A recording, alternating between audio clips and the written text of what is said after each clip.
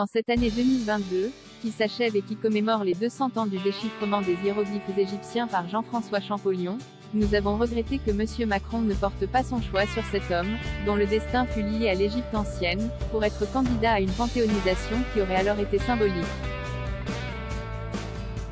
Jean-François Champollion est le père de l'égyptologie moderne, qui a consolidé les bases de cette nouvelle discipline, lancée par l'expédition de Bonaparte en Égypte, dès 1799, et la découverte de la pierre de Rosette.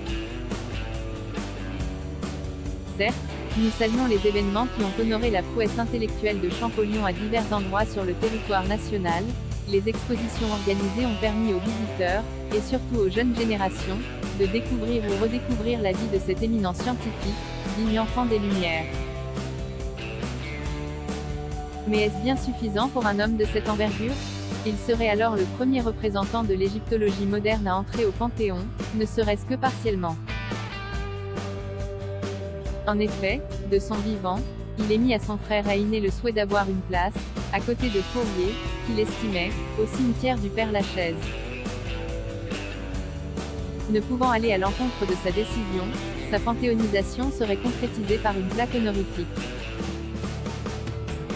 Tout comme Aimé Césaire en 2011, dont une fresque monumentale célèbre sa vie, sa dépouille reposant en Martinique, son pays natal.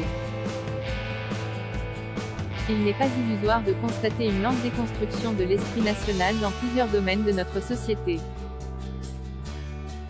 Le Panthéon n'est pas épargné malheureusement.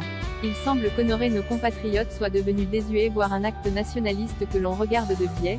On préfère glorifier des symboles féminins, in situ dans le rapport transmis au président Hollande en 2013 préconisant l'entrée de femmes au Panthéon afin de parvenir à une égalité des sexes. Où l'on souhaiterait y voir plus de personnalités issues des minorités, d'où le choix porté sur Joséphine Baker. Sans remettre en cause la valeur et le courage de cette femme qui a tant fait pour la France. Champollion était bien un homme et un Français né à Figeac. Sans doute est-ce là sa faute? Marie Curie fut choisie comme immortelle, non pas parce qu'elle est une femme mais pour ses propres mérites. Pourquoi devrait-il en être autrement aujourd'hui? L'essentiel, c'est de porter au nu l'intelligence et le talent. C'est grâce à Champollion que nous pouvons flâner parmi les œuvres d'art des salles égyptiennes du musée du Louvre, apprécier l'obélisque de la Concorde. C'est grâce à lui que nous avons une meilleure conservation des pièces archéologiques, et une compréhension de la langue des anciens Égyptiens et du panthéon de leurs dieux égyptiens.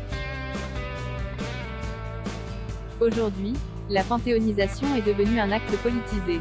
Les présidents de la République veulent honorer leur panthéon. Elle est la décision d'un seul homme, le reflet de leurs convictions personnelles. Et c'est là que le bât blesse. Cet acte hautement symbolique, le plus grand honneur national, doit rester un acte neutre, dénué de tout message politique et revenir à son but le plus simple et essentiel, honorer l'énergie créatrice de ces hommes qui ont marqué la France. Champollion, tout comme les pharaons qui l'émerveillaient, peut prétendre à son immortalité dans le cœur des Français.